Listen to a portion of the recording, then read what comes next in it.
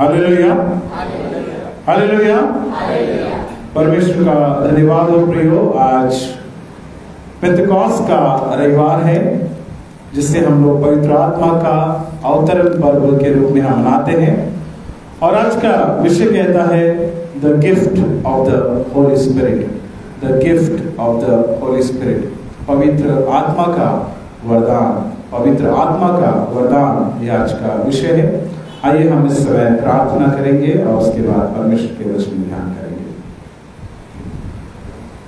खुदावंद खुदा, हमारे आसमानी पाक यहोवा, हम आपके चरणों के सन्मुख आते हैं पिता परमेश्वर। फिर एक बार अपने हृदयों को आपके वचन को सुनने के लिए तैयार करते हैं पिता परमेश्वर। अपने पवित्र आत्मा की अगुवाई आप हमें दीजिए। होने दीजिए खुदावंद कि आपका प्रत्येक वचन जो आपके दास की ओर से निकले प्रभु जी, वो हमारे हृदय रूपी जमीन पर बीज बनकर बोया जाए, 30 गुना, 60 गुना और 100 गुना फल लाए। ऐसी आप सहायता कीजिए। आए के समय को आपके हाथों में सौंपते हैं प्रभु जी। छोटी सी विनती हमारे मुक्तिदाता प्रभु यीशु मसीह के नाम से मांगते हैं, सुने उससे बड़ी दया से ग्रहण कीजिए, आमीन। प्रियो, पवित्र आत्मा का वरदान, इस विषय पर हम लोग ध्यान करने वाले हैं। और जो 3 शास्त्र पाठ हमने इस समय सुने हैं, प्रेरितों के काम उसका 2 अध्याय वचन 1 से 11, यहाँ पर हम लोग देखते हैं कि जब चेले कमरे में बंद थे और प्रार्थना कर रहे थे, तो उस समय में वहां पर पवित्र आत्मा का वरदान हुआ और पतरस और उनके साथ में अन्य चेले खड़े होकर वहां पर परमेश्वर के वचन को बांटने लगे और उन सब के ऊपर पवित्र आत्मा आया करके हम लोग इसका वर्णन प्रेरितों के काम उसका 2 अध्याय 1 से 11 वचन में हम देखते हैं। उसके बाद जो दूसरा शास्त्र पाठ हमने सुना है 1 कुरिन्थियों उसका 12 अध्याय 1 से 13 वचन में पौलुस यहाँ पर फिर से पवित्र आत्मा के वरदान के बारे में कहते हैं कि कैसे जब पवित्र आत्मा आता है तो कोई शिक्षक बनता है, कोई जो है अन्य भाषा में बात करता है, कोई जो है अन्य भाषाओं का अनुवाद करता है। और वहां पर पौलुस ये याद करवाते हैं कि पवित्र आत्मा एक है, लेकिन इसके वरदान कई है करके यहाँ पर हमें बताते हैं। उस रीति से यूहन्ना उसका 20 अध्याय और उसका 19 से लेकर 23 वचन, जो आज का हमारा गॉस्पेल रीडिंग हमने पढ़ा है, इसमें हम लोग देखते हैं कि प्रभु यीशु मसीह पुनरुत्थान के बाद अपने चेलों के ऊपर प्रकट होते हैं, जो वो लोग एक कमरे में डर के मारे बंद थे। और वहां पर प्रभु यीशु मसीह उनके पास में आकर कहता है कि प्रभु यीशु मसीह 22 वचन में लोग देखते हैं कि यह कहकर उसने उन पर फूंका और उनसे कहा कि पवित्र आत्मा लो। यहाँ पर हम लोग प्रभु यीशु मसीह उनके ऊपर फूंकते हैं और पवित्र आत्मा का वरदान देने का वादा करते हैं करके हम लोग यहाँ पर देखते हैं। इन तमाम वचनों में जब हम लोग देखते हैं तो हमें ये पता चलता है कि किस तरीके से परमेश्वर का पवित्र आत्मा इस संसार में आया और पवित्र आत्मा के वरदान के क्या मायने हैं। और अगर हम आत्मा की बात करें तो अगर इंसान का जो इंसान की जो बनावट है, तो इंसान के अंदर में क्या क्या चीजें वास करती है? इंसान किन किन चीजों से बना है? हाँ, पानी है, हाँ? हाथ है, ये तो अंग है हमारे, है ना। तो हमारे अंग अलग अलग विभिन्न अंग है, तो उसको हम शरीर करके हम डिवाइड कर सकते हैं ना। हमारा शरीर है, देह है और आत्मा है और प्राण है ना। देह, प्राण और आत्मा, शरीर, प्राण, आत्मा। परमेश्वर का भी जो है 3 व्यक्तित्व हम लोग देखते हैं, Father, Son and Holy Spirit. देह, आत्मा और प्राण। परमेश्वर में भी हम देखते हैं कि परमेश्वर पिता, परमेश्वर पुत्र और परमेश्वर पवित्र आत्मा। अगर शरीर से आत्मा या प्राण अलग हो जाए तो देह जो है क्या हो जाती है? निर्जीव हो जाती है, इट इज इनकम्प्लीट। हमारी सांसें अगर निकल जाती है तो हम निर्जीव कहलाते हैं या मरे हुए हम लोग कहलाते हैं। पवित्र आत्मा भी जो ट्रिनिटी है, जो त्रिएक परमेश्वर का एक अभिन्न अंग है, एक अभिन्न व्यक्तित्व है। और जब हम पवित्र आत्मा की बात करते हैं तो पवित्र आत्मा का वरदान हर विश्वासी को होना जरूरी है, क्योंकि जब पवित्र आत्मा हमारे जीवन में आता है तो वो हमारे जीवन में एक बदलाव लेकर आता है। कई बार लोग कहते हैं कि अगर आपके पास में पवित्र आत्मा का वरदान है तो आपने अन्य अन्य भाषा में बात करना ही चाहिए, है ना। लेकिन हम लोग जो मेनलाइन, जो हम लोग CNI के लोग हैं या मेनलाइन लोग हैं, हम लोग इस पर ज्यादा हम तवज्जो हम नहीं देते। लेकिन पवित्र आत्मा का वरदान होता क्या है, अगर हम इसके बारे में बात करें तो 1 कुरिन्थियों का 12 अध्याय और उसका 1 से लेकर 13 वचन में हम देखते हैं कि वरदान तो कई प्रकार के हैं। 4 वचन में लिखा है, वरदान तो कई प्रकार है परंतु आत्मा एक ही है। एक ही आत्मा के विभिन्न वरदान हमें प्राप्त होते हैं। और वहां लिखा है कि जो अलग अलग आत्मा के वरदान क्या क्या है। 8वें वचन में हम देखते हैं कि उसी आत्मा के द्वारा हमें बुद्धि की बातें दी जाती है, उसी आत्मा के अनुसार हमें ज्ञान की बातें दी जाती है, उसी आत्मा से विश्वास, कोई विश्वास करता है, कोई चंगा करता है, और कोई जो है सामर्थ के काम करता है, कोई भविष्यवाणी करता है, कोई आत्माओं की परख करता है, कोई अनेक प्रकार की भाषा कहता है और कोई भाषाओं का अर्थ बताता है। जो अन्य भाषा की बात अगर हम लोग करते हैं तो अन्य भाषा का मतलब ये नहीं है कि कुछ भी हम उटपटांग हम कहें और जिसका कोई अर्थ ना हो। जब हम लोग देखते हैं पेंतकोस्त के दिन जब वहां पर पतरस बोल रहा था तो वहां पर अन्य अन्य देश के लोग वहां पर थे, और वहां लिखा हुआ है, और वचनों में अगर हम लोग पढ़ते हैं वहां लिखा है कि जब पतरस अपनी भाषा में बात कर रहा था तो लोगों को ऐसा लग रहा था कि उनकी भाषा में वो बात कर रहा है। ये अन्य भाषा का वरदान है। जब पतरस अपनी भाषा में बोल रहा था, सामने वाले को उनकी भाषा में समझ में आ रहा था। पढ़ते उस वचन को, प्रेरितों के काम उसका 2 अध्याय 6वां वचन। जब यह शब्द हुआ तो भीड़ लग गई और लोग घबरा गए, क्योंकि हर एक को यही सुनाई देता था कि ये मेरी ही भाषा में बोल रहे हैं। वे सब चकित और अचंभित होकर कहने लगे, देखो ये जो बोल रहे हैं क्या सब गलीली नहीं? हाँ, देखिए यहाँ पर लिखा है कि जब यह शब्द हुआ तो भीड़ लग गई और लोग घबरा गए, क्योंकि हर एक को यही सुनाई देता था कि यह मेरी ही भाषा में बोल रहा है। ये अन्य भाषा का वरदान है। लेकिन आजकल हम लोग देखते हैं कि लोग अन्य भाषा में बात करते हैं लेकिन उसके पड़ोस वाले को भी समझ में नहीं आता। फिर हम क्यों ऐसे क्लेम्स करते हैं? पवित्र आत्मा का वरदान का मतलब यह है, या अन्य भाषा का वरदान का मतलब यह है कि सामने वाले को वो समझ में आना चाहिए या उसका ट्रांसलेशन होना चाहिए। लेकिन कई बार हम लोग जैसे एक मुर्गी को जैसे हम लोग कहते हैं कि हमारी मुर्गी की एक ही टांग है करके उसको पकड़कर रखते हैं और उस तरीके से हम व्यवहार करते हैं।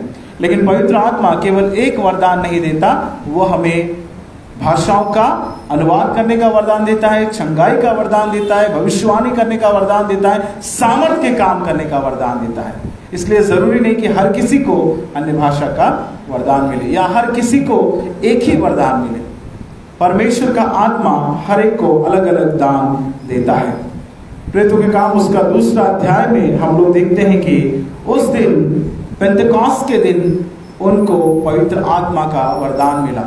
जब हम लोग पढ़ते हैं 2, 3, 4 वचन में तो वो लोग पवित्र आत्मा से भर गए करके वहां लिखा है।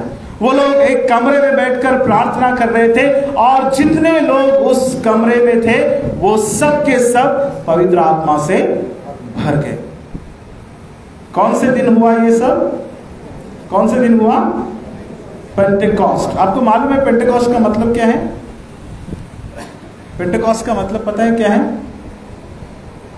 पेंटेकोस्ट जो शब्द है अगर हम लोग देखते हैं तो ये ग्रीक भाषा से आता है। पेंटेकोस्टा, पेंटे मतलब 50 होता है, जो ग्रीक में पेंटे का मतलब होता है 50 और कोस्टा का मतलब होता है डे। 50वें दिन उनके ऊपर में पवित्र आत्मा आया। 50वें दिन यानी प्रभु यीशु मसीह के पुनरुत्थान के बाद 50वें दिन जो है उनके ऊपर में पवित्र आत्मा आया। अगर आप आज से गिनेंगे पीछे के दिन तो आपको एग्जैक्टली 50 दिन आपको दिखाई देंगे हमारे कैलेंडर के अनुसार। ईस्टर के बाद या फिर पुनरुत्थान के बाद 50वें दिन के बाद पेंतेकोस्त का दिन आता है। और पेंतेकोस्त कौन से दिन आया? ये 50वें दिन आया और ये फसह के जो पर्व के बाद में आया। कब आया ये? फसह के पर्व के बाद में आया करके हम लोग देखते हैं। और इस दिन वहां पर जो चेले उस कमरे में थे उनको एक अलौकिक अनुभव हुआ और एक सामर्थ उन्होंने उस दिन पाया करके हम लोग देखते हैं। एक अलौकिक अनुभव या एक अलौकिक सामर्थ उन्होंने पाया। इस पवित्र आत्मा के लिए यहाँ पर शब्द इस्तेमाल किया गया है, डुनामिस करके शब्द का इस्तेमाल हुआ है। डुनामिस जो ग्रीक भाषा में इसका मतलब होता है पावर। उन्होंने सामर्थ्य प्राप्त की, उन्होंने आत्मा को प्राप्त किया। डुनामिस ये शब्द भले ही आपने नहीं सुना होगा, लेकिन डायनामाइट आपने सुना होगा, है ना? सुना है डायनामाइट आप लोगों ने? क्यों, इससे पहले आप लोग बॉम्ब बनाते थे क्या? डुनामिस जो शब्द है, डायनामाइट जो है, हम लोग डायनामाइट का इस्तेमाल करते हैं जब पर्वतों को तोड़ा जाता है। It is very powerful. तो ये शब्द का इस्तेमाल पवित्र आत्मा के लिए यहां पर किया गया कि जब पवित्र आत्मा उनके ऊपर आया तो वे सामर्थ्य से भर गए। जैसे डायनामाइट पहाड़ को तोड़ देता है, वैसे वो सामर्थ्य से भर गए, उस पावर से वो लोग भर गए करके वहां पे लिखा है। पवित्र आत्मा जिसके बारे में मैंने आपको बताया कि ये त्रिएक परमेश्वर का एक अभिन्न अंग है। 2 सप्ताह पहले भी हम लोगों ने पवित्र आत्मा के बारे में हमने सुना। उस दिन मैंने बताया था आपको कि आने वाले दिनों में भी हम पवित्र आत्मा के बारे में ध्यान करने वाले हैं। उस दिन हमने वचन सुना कि जीसस क्राइस्ट प्रभु यीशु मसीह ने पवित्र आत्मा देने का वरदान, पवित्र आत्मा देने का उनसे वादा किया था करके हमने उस विषय पर हमने ध्यान किया। पवित्र आत्मा के बारे में जब हम देखते हैं तो जब संसार को बनाया गया तो संसार के बनाते समय में भी पवित्र आत्मा परमेश्वर के साथ में था। वहां पे लिखा है उत्पत्ति में कि परमेश्वर का आत्मा कहां पे मंडराता था? कहां पे मंडराता था? जल के ऊपर में मंडराता था करके हम लोग देखते हैं। उत्पत्ति उसका पहला अध्याय में हम लोग देखते हैं। पवित्र आत्मा एक जीवित व्यक्तित्व है और उनको अगर हम लोग देखते हैं बाइबल में लिखा है कि ही करके जो थर्ड पर्सन ही करके उससे सेकंड जो है ही करके जो है थर्ड पर्सन के रूप में उनको रेफर किया गया है करके हम लोग देखते हैं। प्रभु यीशु मसीह ने जब पवित्र आत्मा के बारे में बताया तो उन्होंने कहा कि वो एक सहायक को भेजेगा जो तुम्हारी सहायता करेगा।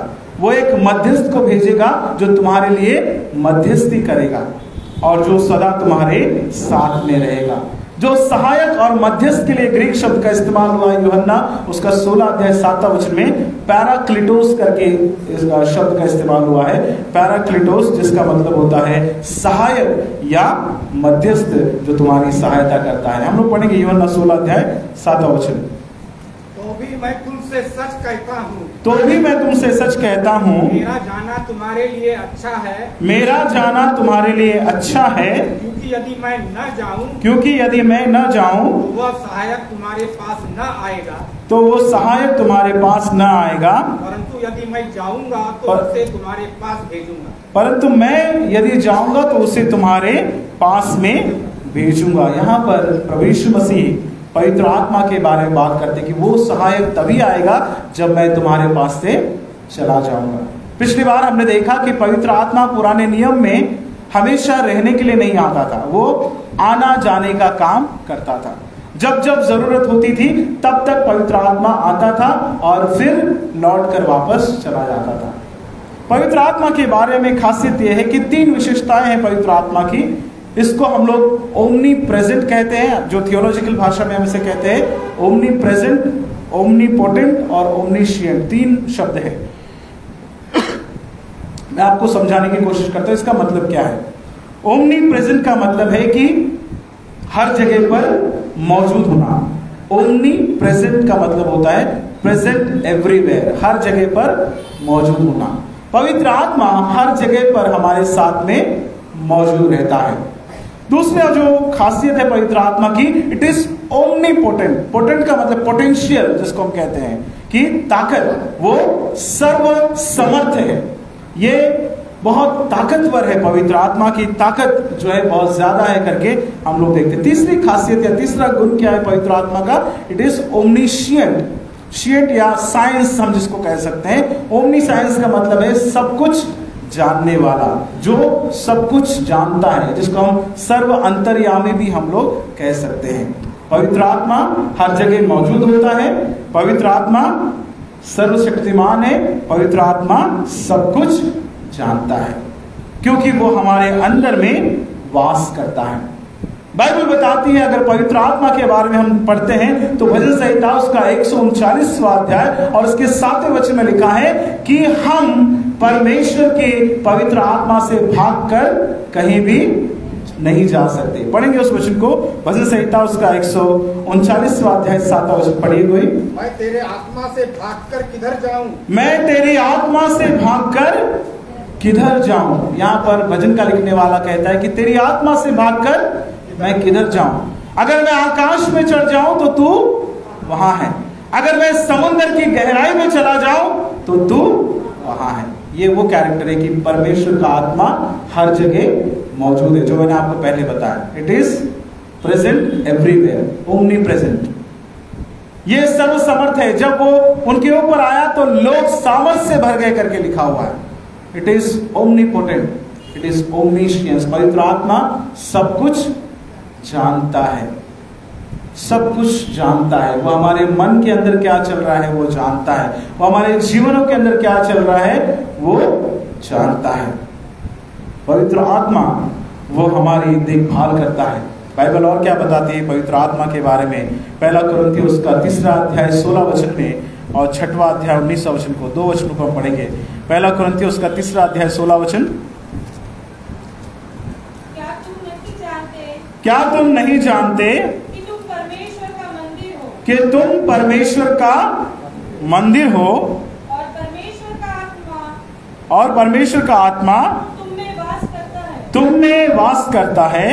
17 वचन में पढ़िए। यदि कोई परमेश्वर के मंदिर को नष्ट करेगा, यदि कोई परमेश्वर के मंदिर को नष्ट करेगा तो परमेश्वर उसे नष्ट करेगा, तो परमेश्वर उसे नष्ट करेगा, क्योंकि परमेश्वर का मंदिर पवित्र है क्योंकि परमेश्वर का मंदिर पवित्र है और वह तुम हो।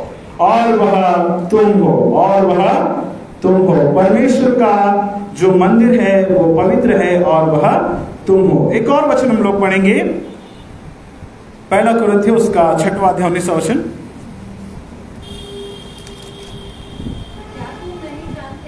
क्या तुम नहीं जानते कि तुम्हारी देह पवित्र आत्मा का मंदिर है जो तुम में बसा हुआ है और तुम्हें परमेश्वर की ओर से मिला है और तुम अपने नहीं हो। तुम अपने नहीं हो। क्यों अपने नहीं हो? 20 वचन में पढ़िए। क्योंकि दाम लेकर दिए कर मोल लिए गए हो, इसलिए अपनी देह के द्वारा क्या करो? परमेश्वर की महिमा करो। ये वचन हम सब के लिए है प्रियो। हम सबसे परमेश्वर का वचन कहता है कि तुम्हारी देह क्या है? पवित्र आत्मा का मंदिर है। जब पवित्र आत्मा हमारे अंदर आता है तो ये देह पवित्र आत्मा का मंदिर बन जाता है। तो इसे किसी भी बात से गंदा हमें नहीं करना है। मंदिर को कैसे रखते हैं लोग? कभी आप लोग मंदिरों में गए हैं? देखा है? ये भी परमेश्वर का मंदिर है। इसमें अगर मान लीजिए हम लोगों ने यहाँ पर बहुत सारा गंदगी कर दिया, कचरा कर दिया और बुरी वस्तुएं यहाँ पर डाल दी, तो हम यहाँ बैठकर आराधना कर पाएंगे क्या? नहीं कर पाएंगे। हम गंदगी में रहकर आराधना करना नहीं चाहेंगे। तो वैसे ही परमेश्वर का वचन कहता है कि तुम्हारी देह पवित्र आत्मा का मंदिर है। जो हमने पहला वचन पढ़ा, पहला कुरिन्थियों 3 उसका जो 16 वचन पढ़ा, उसके बाद 17 वचन में लिखा है कि अगर कोई परमेश्वर के मंदिर को नाश करता है या नष्ट करता है तो परमेश्वर क्या करेगा? उसे नाश करेगा, उसे नष्ट करेगा। दूसरी जगह हमने देखा कि तुम अपने नहीं हो, तुमको मोल लिया गया है। परमेश्वर ने तुम्हें खरीदा है और इसलिए तुम अपने नहीं हो, परंतु अपनी देह के द्वारा तुम क्या करो? उसकी आराधना करो, उसकी महिमा के लिए जियो। प्रियो, जब पवित्र आत्मा हमारे अंदर आता है तो हमारे अंदर परिवर्तन होना जरूरी है, बदलाव होना जरूरी है। लेकिन हम लोग क्या करते हैं? पवित्र आत्मा को हम नष्ट करते हैं, पवित्र आत्मा को हम क्रोधित करते हैं, पवित्र आत्मा को हम बुझाते हैं, पवित्र आत्मा को हम दुख पहुंचाने का काम करते हैं। जब देह पवित्र आत्मा का मंदिर है तो इसको साफ रखने की जिम्मेदारी किसकी है? हमारी है ना। देह को हम साफ रखने के लिए क्या करते हैं? आज कितने लोग आने के पहले नहा कर आए? सब नहा कर आए होंगे, विश्वास करता हूं। देह को हम पवित्र रखते हैं ना, स्वच्छ रखते हैं। जब हम चर्च में आ रहे तो हम अपने आप को सजाते हैं, ऊपर से उसको संवारते हैं, लेकिन अंदर में जब पवित्र आत्मा वास करता है तो कितना साफ होना चाहिए।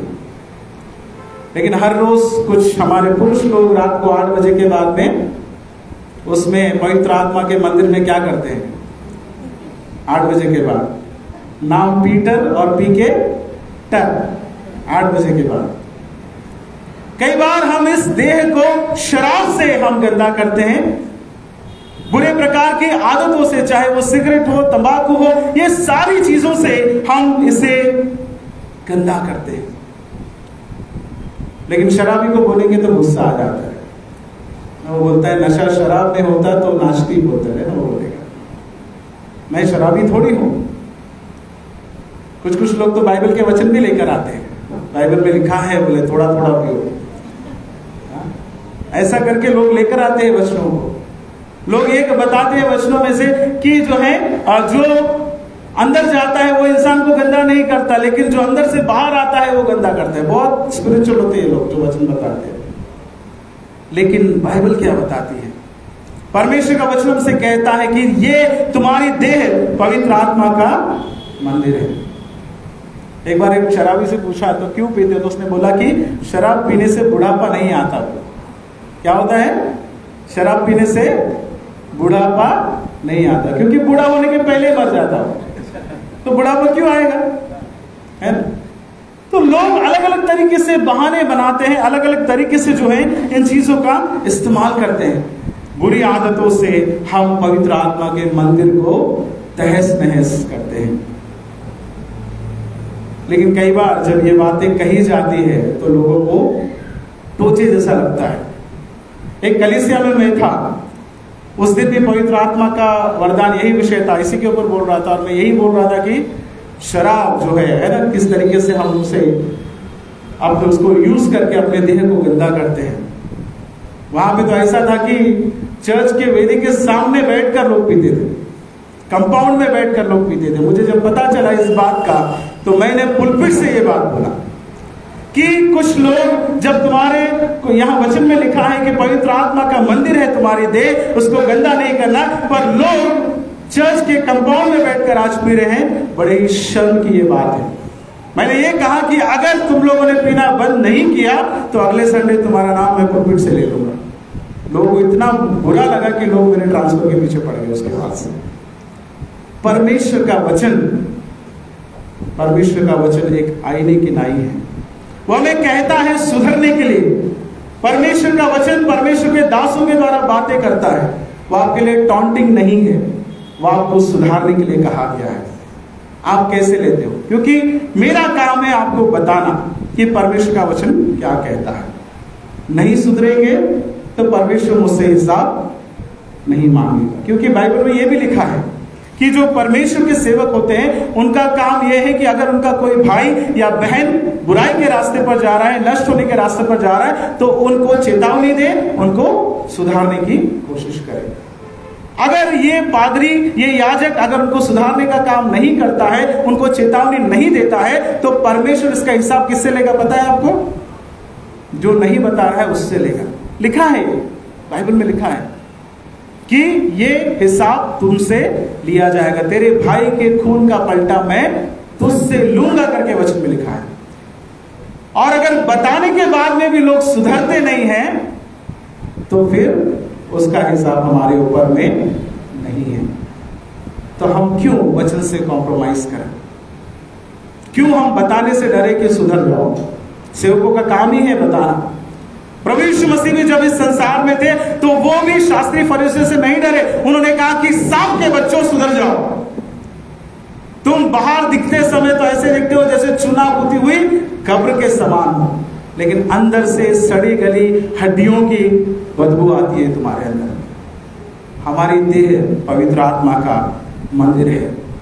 पवित्र आत्मा को कैसे हम अपने जीवन में रखते हैं? ऐसा नहीं है कि इन कमजोरियों पर जीत हासिल नहीं कर सकते, कर सकते हैं।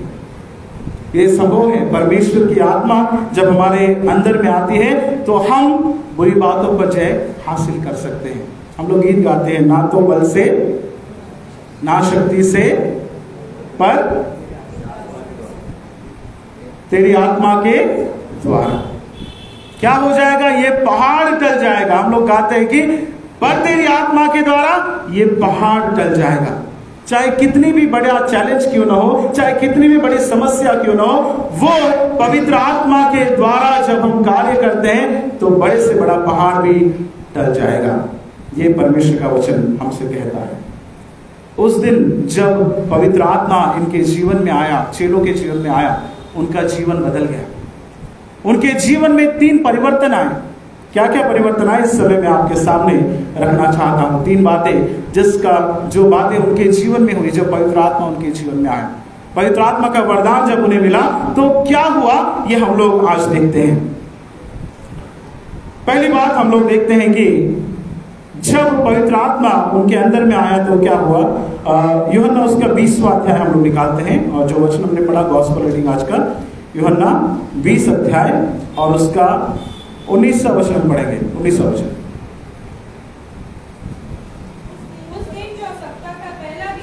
उस दिन जो सप्ताह का पहला दिन था, संध्या के समय जब वहां के द्वार जहाँ चले थे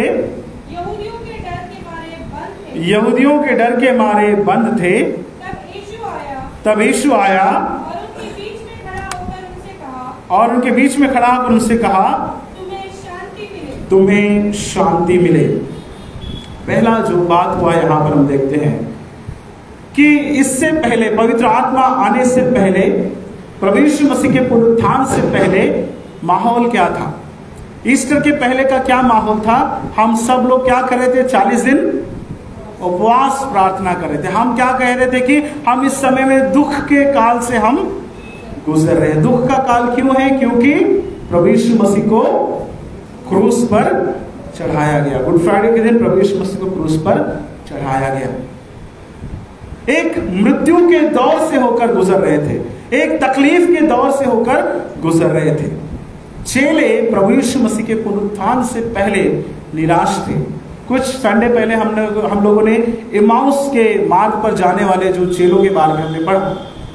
वो लोग जब रास्ते से जा रहे थे तो आपस में डिस्कस कर रहे थे कि कैसे यीशु मसीह को पकड़ा गया और मारा गया, कैसे लोगों ने उसके ऊपर में जो है अन्याय किया, कैसे उसके ऊपर में ज्यादती की और ज्यादती करके कैसे प्रभु यीशु मसीह को मार दिया।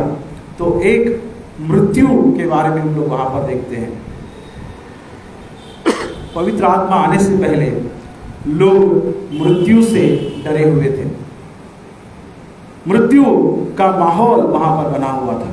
लेकिन पवित्र आत्मा आने के बाद में क्या हुआ? प्रेरितों के काम उसका 2 अध्याय में हम देखते हैं कि मृत्यु से वो जीवन की बातें करने लगे।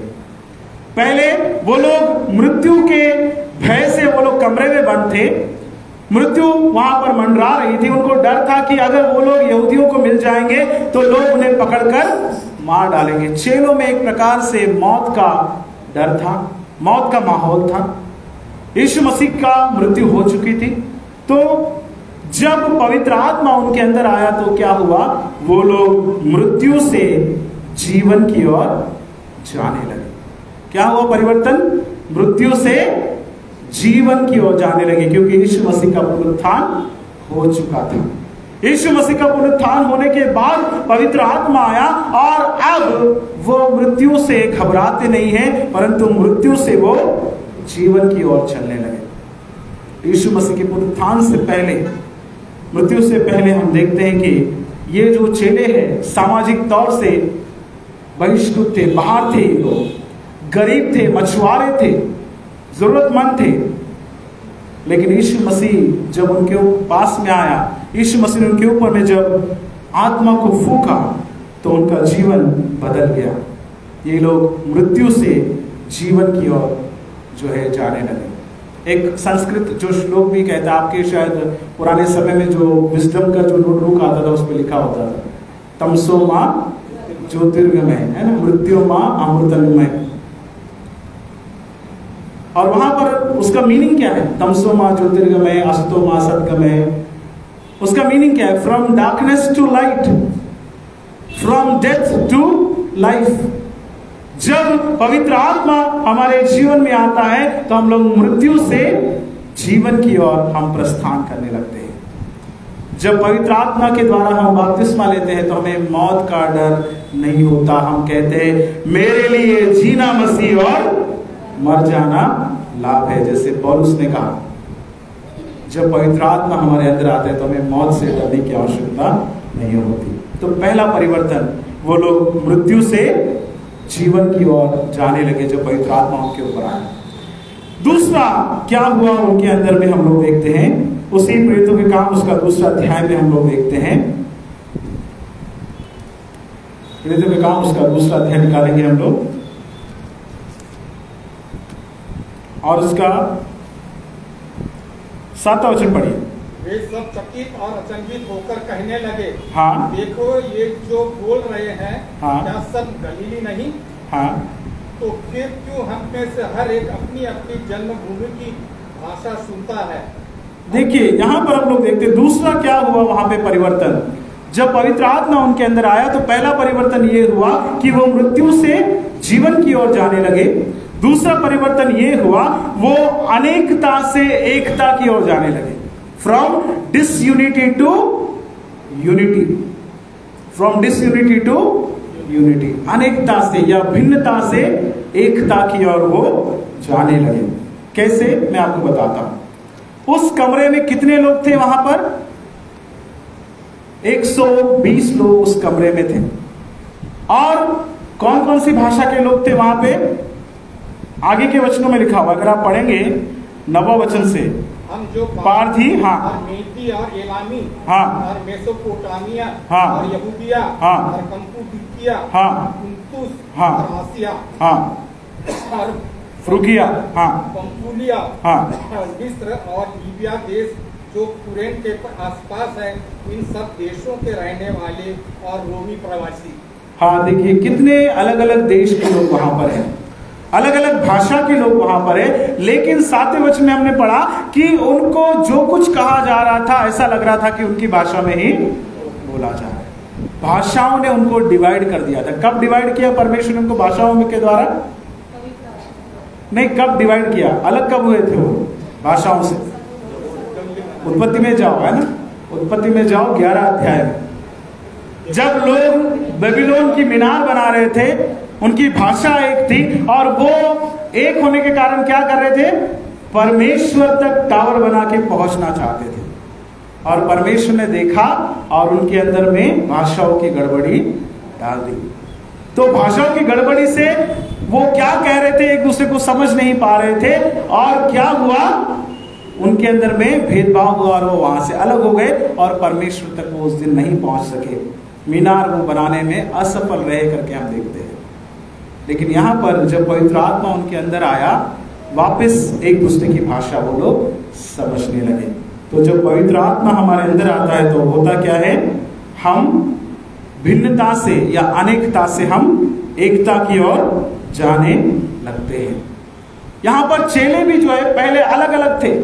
जब प्रभु यीशु मसीह को क्रूस पर चढ़ाया गया, गतसमनी में जब प्रभु यीशु मसीह को पकड़ने के लिए लोग आए तो चेले क्या किए? उन लोगों ने, चेलों ने सबके सब क्या हो गया था वहां से? जब प्रभु यीशु मसीह को पकड़ने आए तो सभी चेले कहां चले गए? भाग गए सबके सब, अलग अलग अपनी अपनी दिशा में चले गए। कोई अपने काम पे चला गया, कोई वापस भीड़ में खो गया। सिर्फ वहां पर कौन था उनके साथ में? सिर्फ यूहन्ना प्रभु यीशु मसीह के क्रूस के पास में खड़ा था।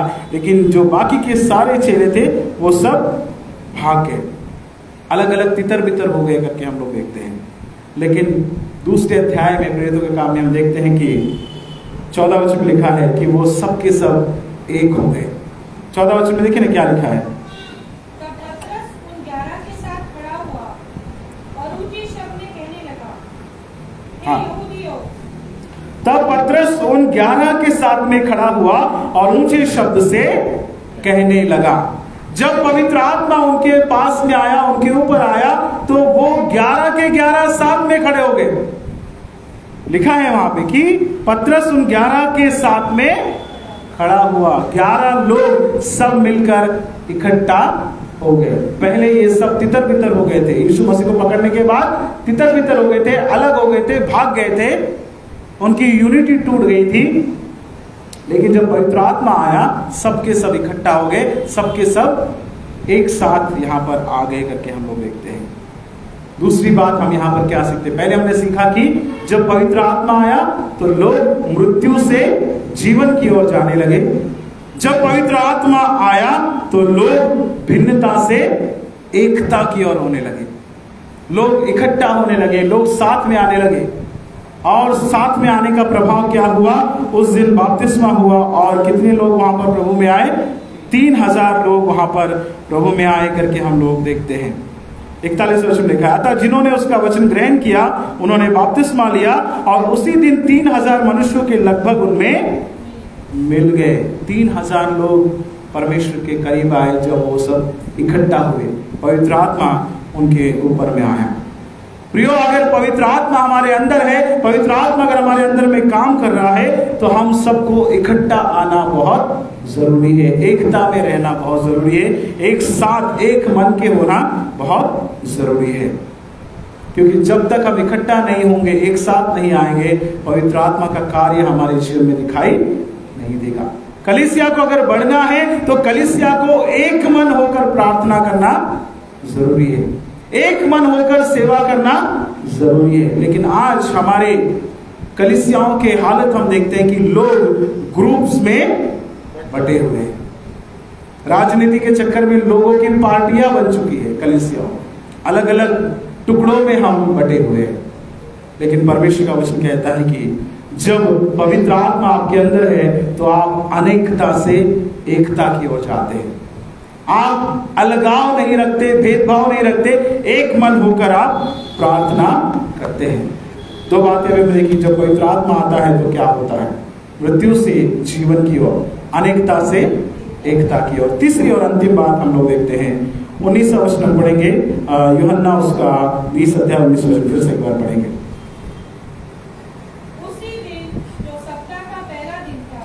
उसी दिन जो सप्ताह का पहला दिन था, संध्या के समय, जब वहां के द्वार जहां चेले थे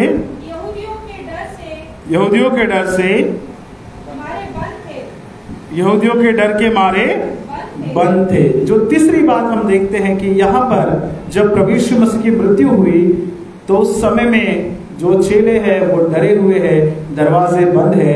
और यहाँ लिखा है कि वो लोग किसके डर से बंद थे? यहूदियों के डर के मारे कमरे में बंद थे। तीसरा परिवर्तन, जब पवित्र आत्मा हमारे अंदर में आता है तो क्या होता है? हम लोग डर से शांति की ओर या निर्भयता की ओर हम चले जाते हैं। From fear to peace, from fear to, है ना, जिसको हम निडर हो जाते हैं हम लोग, फ्रॉम डर से निडरता की ओर हम चले जाते हैं। क्योंकि हम लोगों ने जो इसके पहले पढ़ा, प्रेरितों के काम उसका 2 अध्याय 14 वचन में जो हमने पढ़ा कि पतरस खड़ा हो गया और खड़े होकर वचन बताने लगा। उन 11 के साथ में खड़े हुआ और खड़े होकर ऊंची आवाज में बोलने लगा। थोड़े दिन पहले जब हम देखते हैं यीशु मसीह को जब क्रूस पर चढ़ाया गया तो सारे चेले भाग गए और पतरस उस भीड़ में था। और पतरस से जब पूछा गया कि तू भी तो उनके साथ में था, तो क्या कहता है पतरस? हाँ, मैं नहीं जानता इस व्यक्ति को। कितने बार बोला वो बात? 3 बार उससे पूछा गया, 3 बार उसने इनकार किया कि मैं इस व्यक्ति को नहीं जानता। आई डोंट नो हिम, मैं इस व्यक्ति को जानता ही नहीं हूं। क्यों कहता है? क्योंकि वो डरा हुआ है। हालांकि इसके पहले बहुत बड़ी बड़ी हाँकता था, है ना, प्रभु मैं तेरे साथ मरने के लिए भी तैयार हूं, प्रभु मैं तेरे साथ बंदी गृह में जाने के लिए भी तैयार हूं। बड़े बड़े बोल है ना, लेकिन दिखता कुछ नहीं है क्रियाओं में। कई बार हम लोग भी बहुत बड़ी बड़ी बातें करते हैं, लेकिन जब क्रियाओं का समय आता है हम इनकार कर देते हैं। ये व्यक्ति जो है उस समय में बड़े बड़े जो है बातें कर रहा था, लेकिन जब लोग पूछने लगे तो कहने लगा कि मैं तो इसे जानता ही नहीं। फिर प्रभु यीशु मसीह ने उस समय में मुर्गे ने आवाज दी, मुर्ग की बांग हुई, प्रभु यीशु मसीह ने पलट कर उसकी ओर देखा, तब उसको ऐसा लगा कि यीशु मसीह क्रूस से उसकी ओर देखकर पूछ रहे कि मैं ना कहता था कि तू मेरा इनकार करेगा, देख तूने कर दिया। और वो रियलाइज हुआ और बाहर जाता है, बाहर जाकर आंसू बहाने लगता है, फूट फूट कर वो रोने लगा। फिर भी डरा हुआ है, फिर भी डरा हुआ है। उसका डर कब खत्म हुआ? जब पेंतिकोस्त के दिन उसके ऊपर में पवित्र आत्मा आया और खड़े होकर वो कहता है ऊंचे शब्द में कि देखो प्रभु यीशु मसीह का सुसमाचार सुनो जो हमारे लिए आए। और उसकी प्रीचिंग के द्वारा उस दिन 3000 लोग बपतिस्मा उन लोगों ने लिया। एक डरा हुआ व्यक्ति निडर बन गया। पवित्र आत्मा अगर हमारे अंदर में कार्य करता है तो हम डर से निडरता की ओर चले जाते हैं, भय से निर्भयता की ओर चले जाते हैं। भय से परमेश्वर की शांति जो है हमें प्राप्त होती है। यहाँ पर जब प्रभु यीशु मसीह उस कमरे में वो लोग बंद थे तो डरे हुए थे, और जब यीशु मसीह आया उनसे क्या कहा यीशु मसीह ने? तुम्हें शांति मिले, तुम्हें शांति मिले, तुम्हारे डर से तुम्हें शांति मिले। और उनके ऊपर में पवित्र आत्मा फूंका करके हम लोग देखते हैं। जब पवित्र आत्मा हमारे अंदर आता है तो हमें शांति प्राप्त होती है। पवित्र आत्मा हमारे अंदर आता है तो हमारे अंदर का डर खत्म हो जाता है। पवित्र आत्मा जब हमारे अंदर आता है तो जो शांति हमें प्राप्त होती है, उस शांति के द्वारा हम सत्य को कहने से डरते नहीं है, सामर्थ्य से हम भर जाते हैं, निडरता हमारे अंदर आ जाती है। बड़े से बड़ा तोप क्यों ना हो, उसके सामने आप सच्चाई कह सकते हैं। परमेश्वर का वचन क्या कहता है? बाइबल में लिखा है कि जो शरीर को नुकसान पहुंचाते हैं उनसे डरने की आवश्यकता नहीं है। जो आत्मा को नष्ट करता है उस परमेश्वर से डरने की हमें जरूरत है। कई बार हम वचन बताने से डरते हैं, कई बार हम सच्चाई बोलने से हम डरते हैं कि सामने वाला क्या सोचेगा, लेकिन निडर होकर परमेश्वर का वचन हमें बताना बहुत जरूरी है। ना तो बल से ना शक्ति से, पर उसकी आत्मा के द्वारा हम हर कमजोरी पर जय हासिल कर सकते हैं। हम में बुराइयां हैं, कोई भी इंसान परफेक्ट नहीं है। हम में हर एक कहीं ना कहीं किसी ना किसी रीति से पवित्र आत्मा को हम दूर पहुंचाते हैं। हमारे देह को कई बार हम गंदा करते हैं, बुरे विचारों से हम करते हैं, बुरी बातों से करते हैं, लेकिन परमेश्वर का वचन हमें मौका देता है।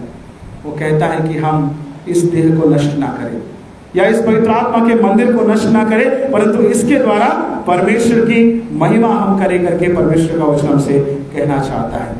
एक वचन पढ़ेंगे, जकरिया उसका 4 अध्याय 6 वचन पढ़ेंगे। जकरिया उसका 4 अध्याय 6 वचन।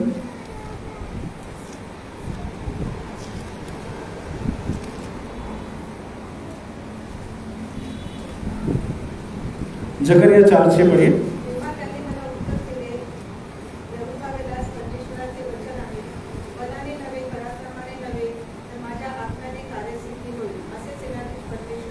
हाँ देखिए, तब उसने मुझे उत्तर देकर कहा, जरुब्बाबेल के लिए यहोवा का यह वचन है, न तो बल से और ना शक्ति से, परंतु मेरे आत्मा के द्वारा होगा, मुझ सेनाओं के यहोवा का यही वचन है।